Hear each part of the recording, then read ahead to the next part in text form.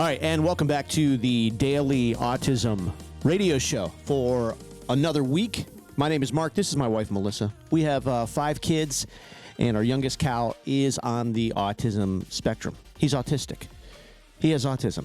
There's like 9 million ways to say it, and everybody wants to hear it a little bit differently, so I just say all of them. Yeah. Those are the... I don't have time to get mad about one of them. I know. There's like... that was kind of a thing on LinkedIn this week. It was interesting. There was another poll of how do you classify your child, and I'm like, oh, I don't know. You know, it's interesting that the doctors say all different things, too. Like, there's not one way the doctors say it. So sometimes it's like, yeah, that's... You have autism, you're autistic. You're on the spectrum. You're on the autism spectrum. And I even saw that, too, for a minute. It was like, you're not on the autism spectrum, you're on the spectrum. Like, on the spectrum doesn't necessarily mean autism. I'm like, oh, my gosh, I can't keep up with all of these rules. Like, all these new rules, you know? Yeah. It's a lot of stuff to deal with. We're online at dailyautism.com, where you can link to all of our social media pages and everything we do in the world of social media. So feel free to get a hold of us there. Facebook, Instagram, TikTok, LinkedIn, our newsletter, our hundreds of podcasts that we do. Hotline. Oh, America's Autism Hotline. I don't know if it changed to America's Autism Spectrum Hotline. I don't know how to see how that all works out, but that is all online at dailyautism.com. And, of course, you can learn about our sensory studio in Pinellas County, Florida, a private sensory studio, which we're very proud of. This is for one family at a time for your child to go and have safe sensory play, get those vestibular systems working in the inner ear, which is really good for these kids on the spectrum, and really kind of opens them up, gets them going. Cal just gets great exercise there. We have tons of therapists who go in there and utilize with their clients now, so it's really cool. 1,000 square feet, I call it sensory heaven. It's 1,000 square feet of sensory heaven. Yeah, therapists can rent it out to do their sessions, and also you can bring your therapist during your session. Yeah. But 1,000 square feet to run. 1,000 square feet. I mean, think about that. You own that for your session. There's nobody else coming in, coming out, and everybody's like, well, how does it work? Like, how do you have your own private access code? It's just you going in there and enjoying it. So it's been a super cool experience. I love it. Dailyautism.com. And again, you can see all the videos of Cal playing on all of our social channels. I think that's really, really cool. Real quick, thank you to Ling Huang, the CEO of Technology North. I want you to see this documentary on YouTube. It's called Cliff 20. It's totally free. It's like 24 minutes long, too, which I love. It's so well done. But Ling is an entrepreneur, and he has figured out a way to, I shouldn't even just say figured out a way, but he's created not only a technology, but really an environment for young adults on the spectrum to have employment, but also to feel needed, to feel like they belong. It's been really cool to watch Ling build this, and obviously this is something that's going to go global, and so I think this is a super cool thing. But it's Cliff 20 on the spectrum, or a life on the spectrum. So that is available on YouTube. I want you to check that out. Technology North is Ling's company, so technologynorth.net to see what Ling's doing. I want to play this news story out of Florida. I hate these stories. Gosh, I mean, it's just, you can't get away from them out of the public school systems. But listen to this, and then we will discuss. She and her aide allegedly tied a nonverbal student with autism to a chair for an hour. Investigators say surveillance video shows the teacher, Karina Chindamo, and her assistant tie the wrist of the child with a rope attached to the chair and then took turns sitting on the chair. The school's principal notified the child's mother about what happened.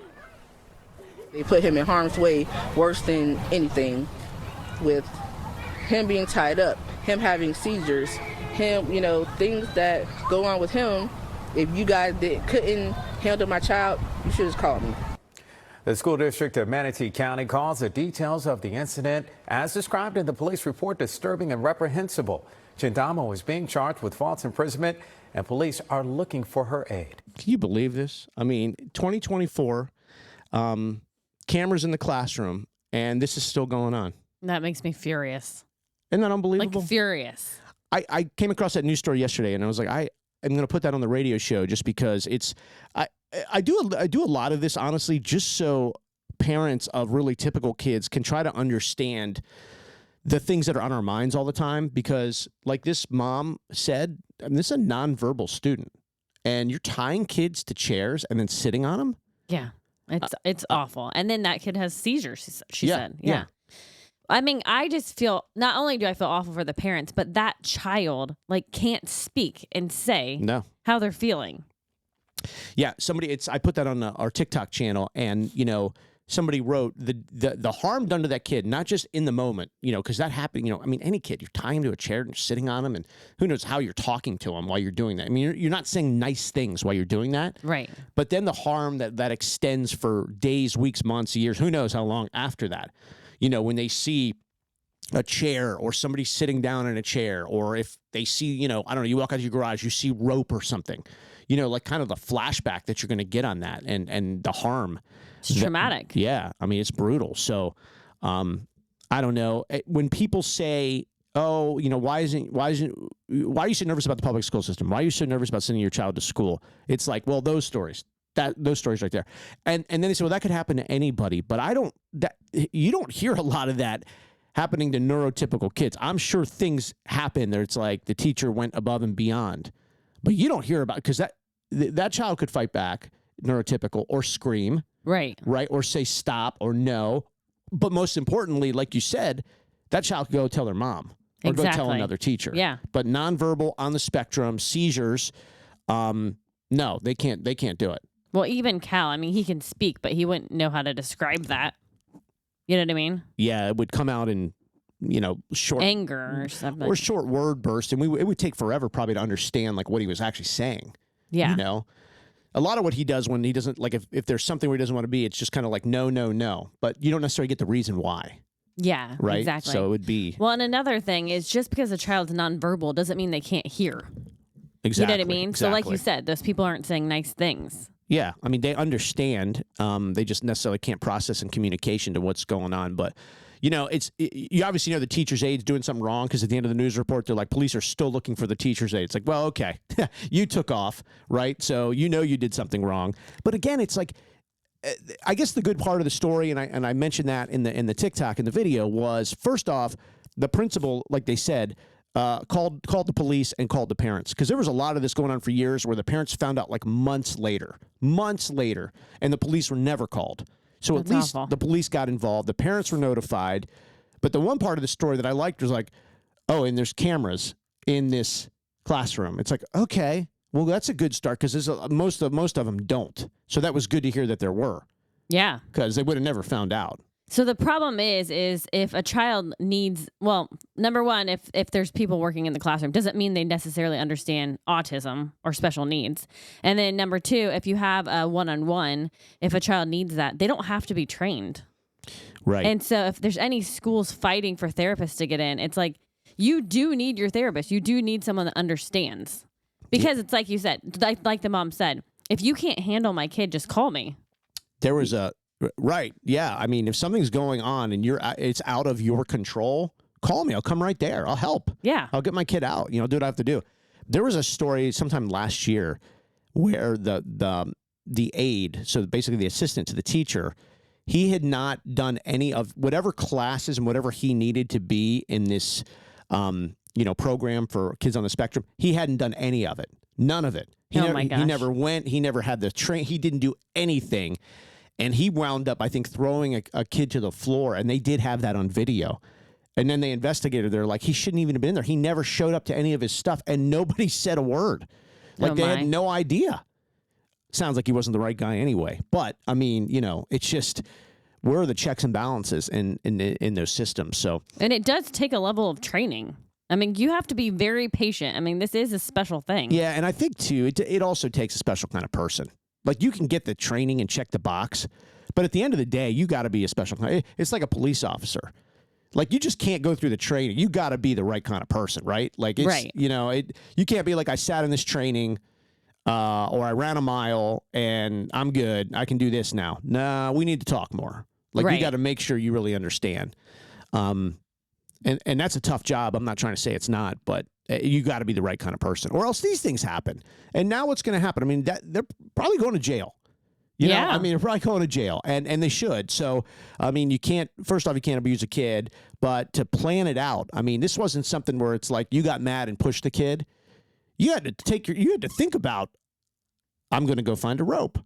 I'm going to tie this kid to the chair. I'm going to sit on this kid multiple times. I mean, That's awful. this was a process that kept going and took thought, and all through the process of doing this, you had to keep thinking about the next thing you were going to do. So this wasn't just like you got mad and shoved a kid. You know, this was something. I mean, You planned to bring the rope. I was going to say, you don't just see rope in school, do you? That's not like a rope environment. No, but it's not one person; it's two. Yeah. I mean, that's ridiculous. Like I don't remember the last time I've walked into any of our kids' schools and just seen rope hanging around. When do you see rope anyway? Yeah, I mean, I don't even. I mean, you have to go buy it. Yeah, It's not just I don't anywhere. think we have rope in our house. Not even in the garage. Yeah, I don't think I have rope. So, yeah, that's I bring that up again just to these stories. I mean, I think I hear about them less. Thankfully, they're still out there. There's got to be a better job done. But this is why a lot of parents really get concerned about the public school system and what's going on. And this doesn't necessarily. I'm not saying that this wouldn't happen outside of a public school. It's just this story and a teacher's aide, like you said, it's two people. And so, you know, that is a story, and that is what is going on. All It's 2024 though. Like, do you really expect to get away with it? Well, and that's my point. I mean, there's cameras, there's phones, there's and that's my point on the cameras. It's like, first off, like you said, 2024. You shouldn't. Everything we're doing is somehow being recorded. yeah. Even us doing this radio show right now is being recorded. Of course, we're doing that intentionally, but while it's being aired and broadcasted on all of these radio stations, it's also being recorded on all these other devices. Right. So when you go walking to like CVS or the gas station, you're being recorded. Oh yeah. When you're at the stoplight, everything is being recorded. Like, you shouldn't expect the way you act should be that you're expecting to watch how you're acting later. Oh yeah. You know, I was watching the other day. I was at some of the flag football fields, doing some evaluations with the kids, and I have to remind myself because I coach sometimes. But I was at this other league where these coaches were having a disagreement, and they were being filmed by parents. Wow. And you just have to understand how you're conducting yourself. People are watching, and they're recording. And the crazy thing is like there's a lot of people who like can't wait for you to mess up. Yeah. They can't wait to get it on tape for you to go, I think this is not going to be a good situation. I think this person's acting weird, and I want to get it. And they'll get it. And let me tell you something. If people want, that'll never go away, ever. Yeah. You know what? You might have the worst 30 seconds of your life coaching or doing whatever, and it will never go away if people want it to never go away. Yep. So you got to I got to tell myself that all the time. I'm like, this is, you got to really, you know what I mean? Well, our son was telling us a story the other day, and I had to tell him, like, one mess up can change your whole life. Whole life. Yeah. Everything. And it wasn't always like that, obviously, but now it is. And then, so I don't always say that as in a bad way, because sometimes it needs to be recorded and go, all right, this is, something's not right here. Like in this situation here, those people don't need to be in a classroom. Actually, they don't even need to be around kids. Yes, exactly. You know? So, but it's just the kind of thing where you just have to always think to yourself, am I doing the right thing? And someone's probably going to see this. Do I want to see this again? Do I want other people to see this? You got to always ask yourself. All right, let's talk about poop. I know it's different. It's weird. It was weird at first. It was weird at first when I had to start saying this, but now I totally get it. Growing Up Prebiotics by Begin Health. Listen, prebiotics are not the same as probiotics. It did take me a second to learn and understand this, but I'm glad I did. Prebiotics are basically the food that the probiotics need. So the prebiotics keep the probiotics happy. Think about that. What happens when you don't eat? You're not very happy. No. No, I know you're not happy at all. So that's basically what the prebiotics do. This is a great, fantastic company because our kids, our ASD kids, they have those sensitive tummies, and really, they have gut issues. I mean, Cal, we talk about it. He's had times in his life really bad gut. Early on. I mean, bad, right? So he had to go to the hospital. Yeah. Like, we had no idea. It was like concrete being mixed in his tummy.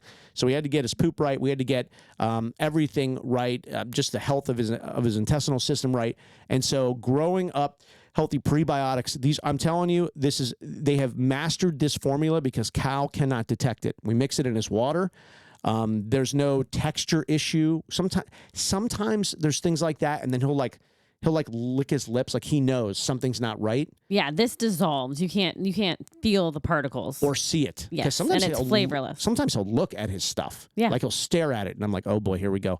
But he doesn't. Also, the same formula as found, the molecular structure is found in breast milk. So we are very happy he gets this from Begin Health.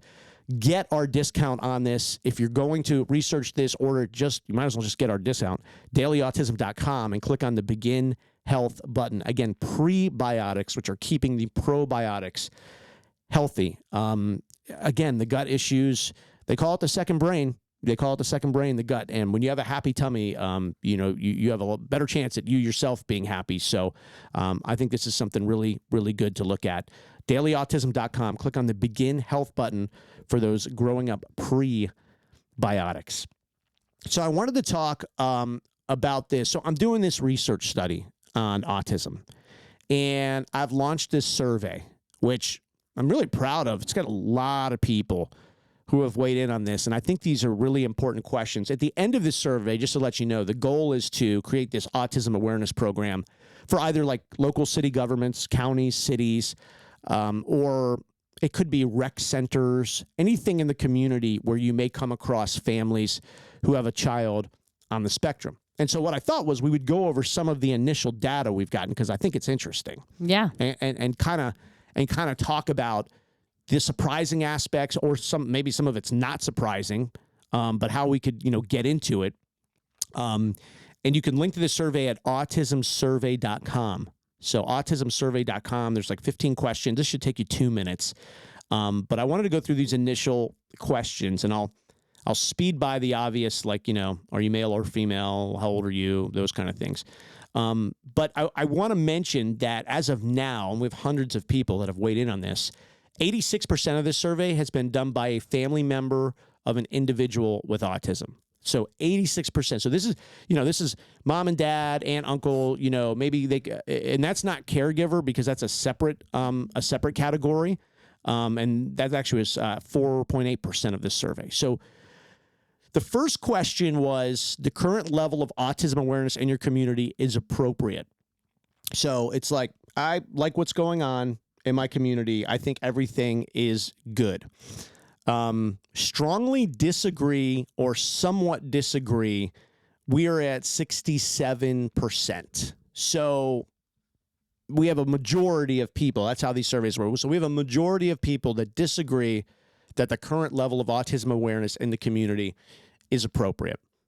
I actually thought the number would be higher. Yeah. And listen, we're biased, right? We have a child with autism. Right. So, but I was like, Now, the not sure on that was 15.8%. So if you add that in, you're talking about basically 80% of the survey is either not sure or totally disagrees. But the only reason I said that was because, honestly, like before Cal was diagnosed, I don't know that I've ever heard about autism in our community. Like, I think most people don't know about it. Yeah. So, and maybe that's the design of the community. I don't know. That's the research that, I'm trying to figure that part out, obviously. When I heard it for the first time from a professional talking about our son, I literally was like, I have no idea what that means. Yeah. When you called me and said they're talking about autism, and I'm like, autism. I've heard of it. I know I've heard of it, but is that the thing where, and then I thought about the movie Rain Man. I told you that's the first thing I thought about. I was like, that's the thing in the movie. From the 80s. I couldn't even so yeah, I was like, I haven't heard. And again, I don't know what it looks like, a community awareness. It's not like you have to have a sign that says we're aware of autism. I don't know what it is, but all right. So we're about 80% of the community, that, isn't really sure or believes that there's not enough awareness. That's literally how Daily Autism got started. Because I'm like, we need to tell people about this. Because most people don't know. Oh, even our parents, just educating people, making people aware. Yeah, I actually think our parents know less now than 3 years ago. I think they're more confused now than 3 years ago. Well, they are. Because they're not involved, really. Well, I think a lot of it's like a stress for them now. Like, they don't even want to talk about it. They want to ignore it. Yeah. It's like, he's fine. He's fine. Which is a whole nother radio show and podcast. And I think we've done that one before. We should do it again, actually, though, coming up. Because there's so many new there's so much new audience coming, and so Yeah, we should. yeah, this is such a challenge too. When I did morning radio, it's like, oh, we talked about that last week. I'm like, I know, but like 5 different things have happened since then. We got to kind of revisit it a little bit. You know what I mean? Right. So it's like sometimes we think like, oh, we did that back like episode 73. It's like, yeah, we're like 100 episodes past that now. Like I know. So we should actually start like from the beginning. I know. I was actually FaceTiming my mom to show her the studio, and she's like, Cal. I'm like, he doesn't know who you are. Like, and he's not going to respond to you. Yeah. Yeah. It's also fake with some parents. I know. And this isn't like bashing our parents. It's just It's real. Yeah, and we hear this from a lot of people. Like we know this is, I'm not going to say it's common, but it happens a lot where the parents are like, you're either like an awesome grandparent. I've actually heard stories where it's like, yeah, my mom or dad was like an okay grandparent, whatever, and then one of our kids got diagnosed with autism, and they've been like super grandparents. Like they're so involved. Yeah. You know, well, that's amazing. It's great. Yeah. And then I'm like, stop talking. I actually was on a special needs page this morning, and I saw somebody write, I just joined this group because I don't have any support raising my child with special needs who's 5. Yeah. And that support is family, you know? Yeah. I've seen people say the child was diagnosed with autism. The mom or the dad left. Somebody left the house. They split. They got divorced.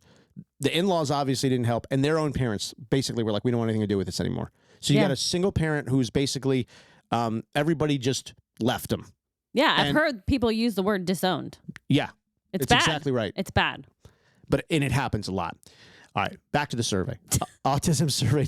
But that's why I like these surveys, because it gets people talking, right? It gets you talking about stories. You know, you got to have the right questions or whatever. Autismsurvey.com if you want to fill this out. So one of the other questions, what is the biggest challenge in supporting someone with autism? So I put in a couple of the predetermined responses: housing, medical insurance, education, and food assistance. I was stunned that 44 almost half the survey came back education. I was convinced housing. Oh, yeah. But education. And so it goes to show that these parents are just dying to find their child an appropriate education. And we just played the news clip like 10 minutes ago from the school. That wasn't good. No. So I'd say that if that mom was filling out this survey, she would say, yes, education's an issue because her child was being tied up. So that's an issue. That's not a part of a healthy, education. The second on that list was medical insurance, and we do hear that a lot. My child can't get access to therapies. My child's trying to get Medicaid. A lot of these parents, they lose income. It's hard to, So we do definitely hear that a lot. And then third on that was housing. And that came back at 6%. And then food assistance was just after that. That was actually the least out of those 4, obviously. But education at half and medical insurance at 15% of being the biggest challenge. So, I think that really shows. And again, it's not intentional. I don't think people who are part of the public school system are like, hey, we're going to make this really tough for kids with special needs. It's not that. It's just that the rate of diagnosis has gone up. It's just it's exploded, right? And then the school system hasn't thought about it. They can't deal with it. But I think that's important for policymakers to think about. Half of people in the community who are parents to somebody on the spectrum, they don't think that they can get a good education. Yeah. That's big. That is big. That's a big thing.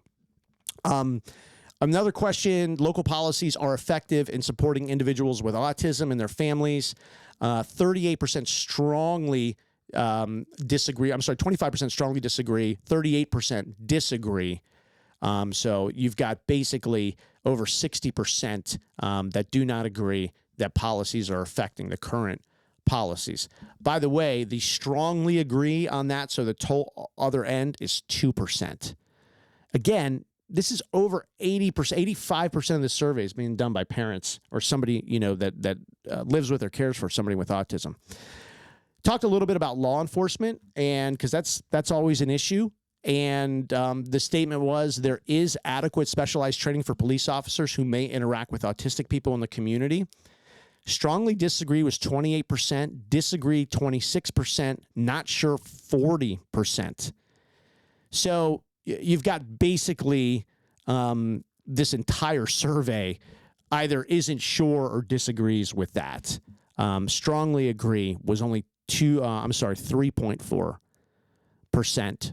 And I will say, like where we live in Florida, they have in the last year or two, they have put more officers on the streets that are trained. But I think with this, so it's basically saying that they have to do a better job marketing it, like explaining to the community what they're doing. Yeah, that's important. Because they're doing it. I've gone to like council meetings and I've even gone and spoke at them and stuff. They're really allocating money and budget to get specially. So they have officers and then they'll have mental health, basically counselors. I don't know if that's the perfect word for it, but we'll go out on some of these calls with these officers. You know, if somebody calls and says, hey, my son, he's autistic, having a meltdown, I need help. They'll send a police officer, but they'll also send a counselor to help. Yeah. So they're doing that. It's just, they probably need to do more? Yeah. But they also probably need to market and tell people in the community, the residents, that they're doing it. So I think that's something that could be worked on, is helping how to market it. I want to talk real quick about the Lift Academy in Clearwater, Florida. Brand new campus opened this year. It is absolutely awesome. And over 95% of their students are on a scholarship. And the Lift Academy can walk you through that entire process. So they can help get that done. liftfl.org. I can't even explain the building and what they did, and just, if I explain it, it's just not going to do it justice. You should get online and look, and really you should see a tour. But this is kind of like the Mecca for neurodiverse students to go to. I love their stances just on bullying and just being inclusive with everybody in the classrooms and the instruction, and just their overall goals. Lift Academy, again, brand new campus in Clearwater, Florida. They are ready to go. A lot of cool events coming up. They have a big golf event coming up. There's a big golf event that excuse me, that supports them, and they are the benefactors of. So liftfl.org to check that out. And they really do some awesome work in the community. All right, back to the survey. Again, autismsurvey.com. So I thought this was interesting, and you probably know this, but again, we said 86% of this survey was done by people who have been affected in some way by a family member with autism. So the question is, what do you believe is the current autism rate of diagnosis according to the CDC? Without looking, do you know? I'll give you the 4. You'll give me the options? Yeah, but without, what do you think it is? Just guess. 1 in 36. God, home run. You win the car. You got a brand new car. The 4 options were 1 in every 5,050, 1 in every 111, 1 in every 4, 1 in every 36, and 1 in every 12,500. Again, think about the people who took this survey. Yeah. 65% said 1 in every 36. That means 35% got it wrong. Yeah. So I will also tell you that 12% of this survey believes it's 1 in every 4. Okay. Yeah. 1 in every 12,500. It only got 1.4%, but still. Yeah. So again, even these are people who were directly affected by somebody with autism. And still don't know. Yeah. 1 in every 4. Could you imagine? No. I mean, but but the way it's happening, I wouldn't be surprised. They say we're going. They say as of now, like that will be a number. Like we may see that in our life. I can't even believe that, honestly. Yeah. Like I hear crazy. that and I'm sort of like, how will we get there? What will it look like? Scary. Yeah.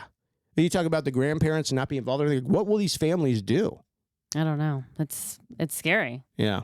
I'm just not sure what these families will do. Real quick, too, this is the last question I want to talk about in this survey, because this is the one I was most excited about. But the statement is, I am more likely to vote for a political candidate who has meaningful autism policy, even if that candidate is not in my political party. Okay, so let's just say you're a Republican and you're voting for like city council or something, or school board or something. And you've got somebody who is on the other side. They're, let's say, a Democrat. And you're like, you know what? I actually like what they're doing for autism. I like their policy. I like what they're talking about. I'm going to vote for them. Yeah. So you're going to cross the aisle and vote for them. As I was really interested to see what this was going to be. And 43.8% strongly agree, 37% somewhat agree.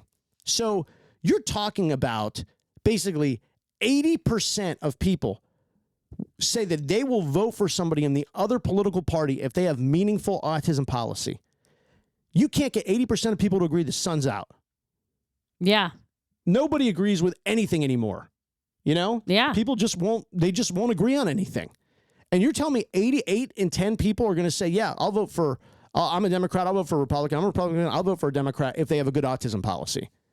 I mean, that basically says to these candidates and these people making these policies, there's a lot of people out there that will consider voting for you and putting you in place if you do something meaningful. It's pretty impactful. Well, it goes back to people understanding autism, you know? But why? Yeah. And so that's my thing now is like, why wouldn't you just sit down and understand if we're at 1 in 36, the rate, and then you've got all these people, these moms, these dads, aunts, uncles, grandparents, neighbors, friends of people who have kids on the autism spectrum. Why wouldn't you spend more time coming up with something that could help your community? 80% of people might vote for you, even if they would have never voted for somebody in your party. Like, yeah, pretty incredible. You've got to think about that. You got to really sit down and think about that. And like I said, that's school board or governor or whatever, city council. That's a pretty big number. So I thought that was pretty interesting. Again, autismsurvey.com to fill this out, and hope to get a bunch more responses. But we already have several hundred, so this has been really cool. I'm actually going to send that question to like the local political parties when it's done, and say, listen, I don't know what you guys are doing right now. Like, I don't know what you're working on today, but maybe you should look at this and think about what you can do that would affect people in your community, like real people. Not what looks good on Facebook or whatever, but actually get a hold of these people, go talk somewhere in your community, actually get out and do something. And you may find some people that'll be like, listen, I would have never voted for you before. I appreciate you doing this, talk about this. I'm going to vote for you. That's how you win elections. Yeah, that's exactly. That's how you get put places. Yeah. So I think it's a really important thing. I want to talk about the original Krabby Bills on Indian Rocks Beach, Florida. We've finally shaken off our winter, it seems like. We're going to get into a week or two where it looks kind of warm and nice, like beachy.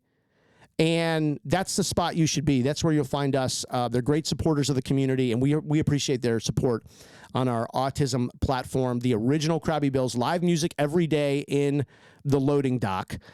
Can't say enough about the raw oysters, which just always make you feel like you're on vacation. Great happy hour, a great place to be. Special needs parents, you still have to get out. You have to try to live your life. You got to enjoy yourself. The original Krabby Bills, Indian Rocks Beach, Florida. That was the first restaurant we ever went to when we moved here 7 years ago. Yep, we love it. And we've been going ever since.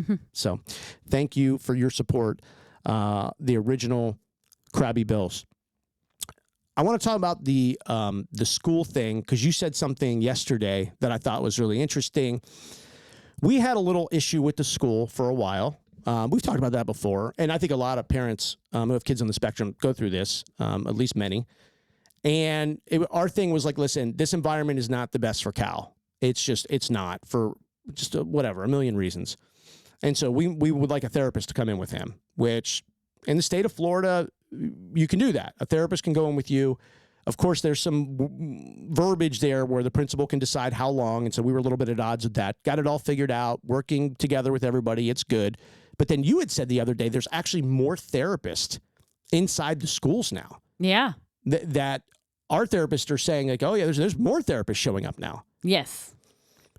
I'm wondering like if that's a thing where the schools are starting to go, we can't necessarily handle this anymore.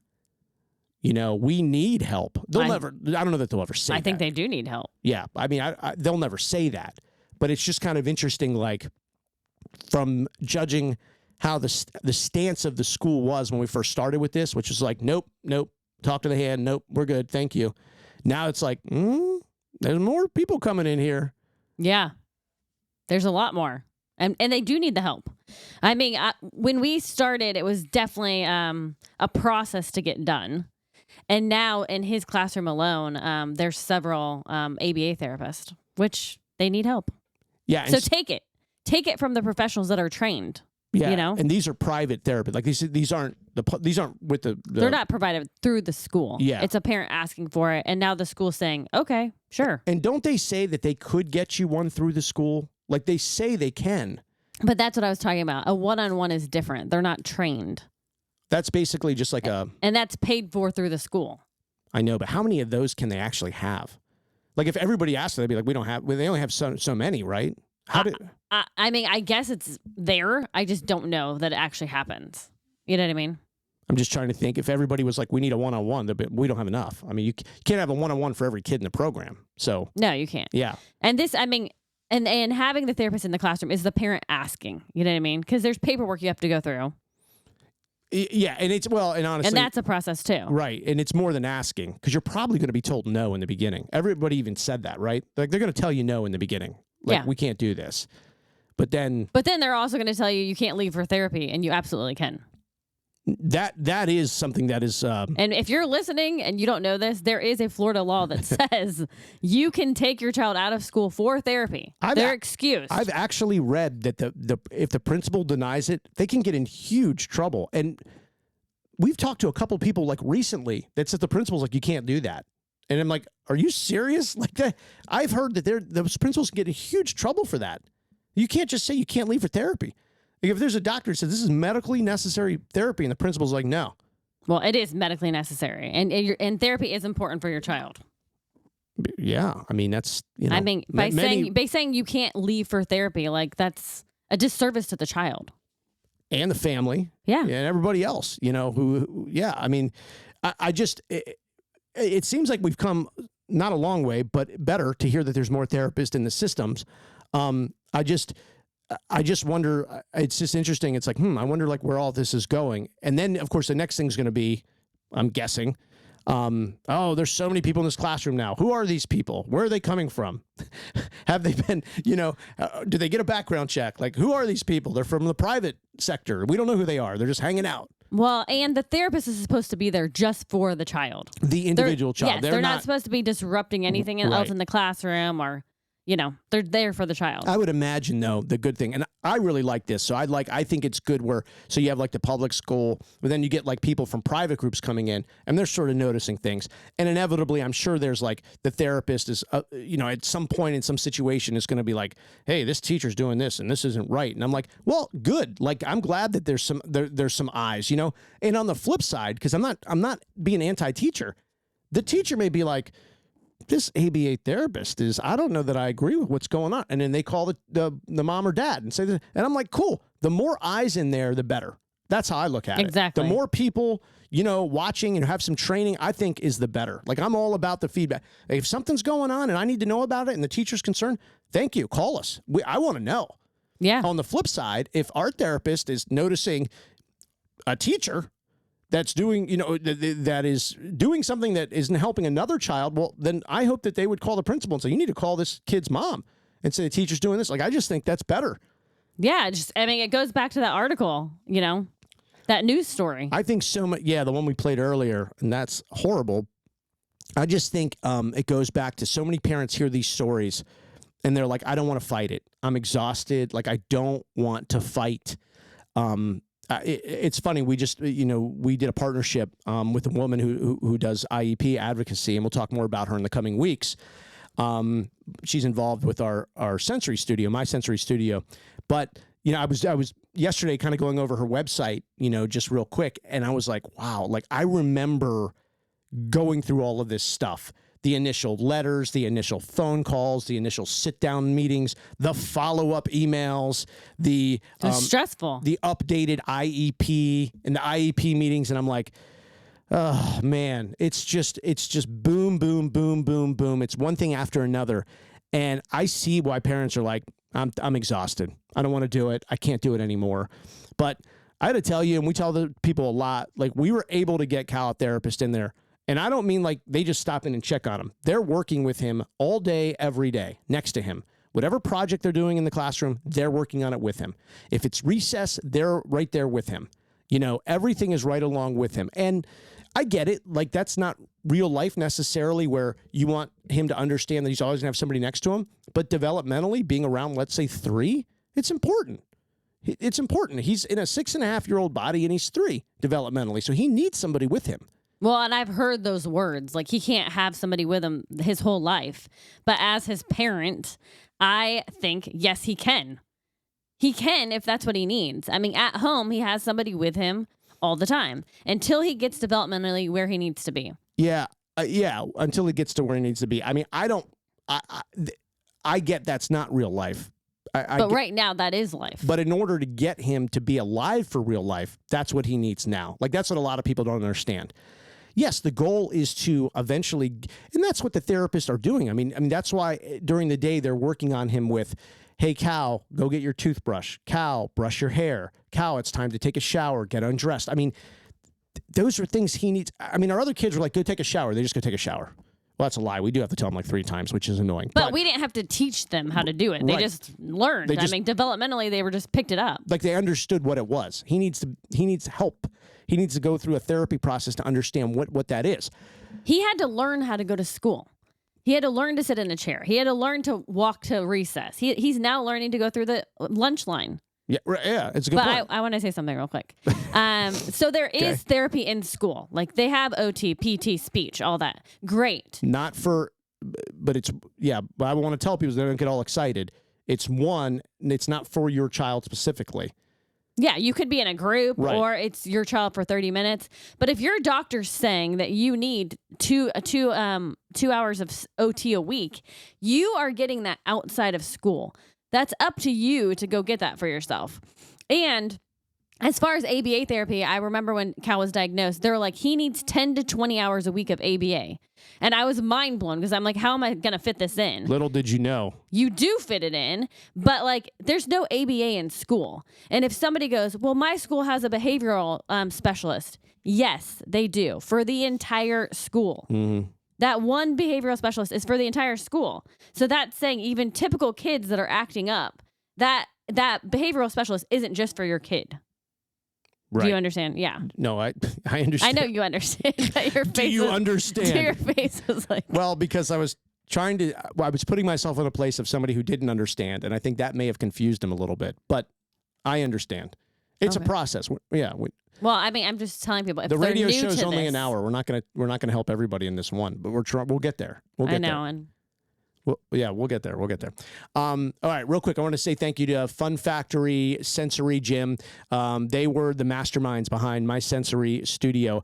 I want you to search them on YouTube. Their videos are unbelievable. They build these sensory experiences. It could be in your house. It could be in a school, a church, a therapy center, a hospital. Fun Factory Sensory Gym. Absolutely awesome creations. We thought, like, okay, we want to do this concept, a private sensory studio. We called them. We're like, what would this look like? How would this all? And it all started with like a drawing on paper, remember? And they would send us screenshots. Yeah. And it was like, well, that's cool. And then there was another drawing. And then they did a 3D rendering. And then it was like, oh, it's amazing. Their process is really absolutely awesome. So Fun Factory Sensory Gym, we appreciate them. They've been the absolute best. Also, I want to say thank you to Aeroflow Urology, providing free diapers if you have a special needs child over 3, possibly free through Medicaid or your insurance. Go to dailyautism.com and click the Aeroflow Urology button. Special needs parents don't think about the expense of diapers for every month, maybe for years, maybe for the entire life of the child, and then obviously into adulthood. And Aeroflow Urology can help you do that. Again, dailyautism.com, Aeroflow Urology button. Again, not only free, delivered to your door, so you don't have to do those diaper runs. That is something that could be very, very important for your family. Dailyautism.com and click the Aeroflow Urology button to see if you qualify. I also wanted to mention there is a contest going on across our platforms for a sensory bag. We're doing this from My Sensory Studio, which is our private play gym, sensory gym in Pinellas County, Florida. We're in Seminole, just a little outside of St. Pete. But this contest is going on through the 15th, through February the 15th. On our social pages, specifically Instagram and TikTok, and you can link to those at dailyautism.com. We have a book tree in the studio, and so we put some books on it, and this is like the easiest contest to enter ever. You just got to count how many books are on it, post it, and then we will randomly select an account and send you a sensory gift bag. Stuff is actually really super cool. I even think that's kind of neat. But all of these sensory toys and mini hardware and things like that. But again, that contest is available on our platform, dailyautism.com. Just look for the contest on our TikTok or on our Instagram pages. That said, while you're there, link up with us on LinkedIn, where we have the Autism newsletter. This is the Autism newsletter for parents. It comes out bi-weekly. We basically look at the top stories of the week that are related to autism, autism research, or anything that parents may find some value in. We also post some of the news stories like we covered earlier in this radio show about the teacher in Florida and her aide and why they now are involved with the police, unfortunately. Well, fortunately, we're glad the police are involved. But we cover all of those stories as well all week on our LinkedIn pages, which, again, you can get to at dailyautism.com. I also want to mention Angel Sense and angelsense.com. You can see some of the interviews that we just did with Angel Sense. This is much more than a GPS tracking device. Although it does that, it is a lot more. You will read and hear so many stories about children on the spectrum who just take off. It's called eloping. And sometimes it's, hey, they get out, they run. Many of them are water seekers. Other times, there are mistakes that are made by other people. For instance, there's a woman named Melissa, and I just interviewed her. And again, you can get this across all of our social channels. On the first day of her child going to school and riding a bus to a public school, her son was put on the wrong bus and taken to the wrong school. And can you imagine how she felt when she got a call an hour into school from the principal and said, "Why did your child not show up for the first day of school?" And that is how the first day of school went for her and her son. For over an hour, she was frantic trying to find her son and had no idea. Eventually, of course, the son was found safe. He was taken to a school that he should not have been at, and they didn't know what to do with them, so he was there. But it took over an hour, I think maybe actually a couple hours, going back to the interview, to find her son. So that is when she went on the journey to learn about Angel Sense and this GPS tracking device. But again, so much more. You can be notified instantly if your child leaves their routine. You can notify people in the area of their coordinates, their exact location.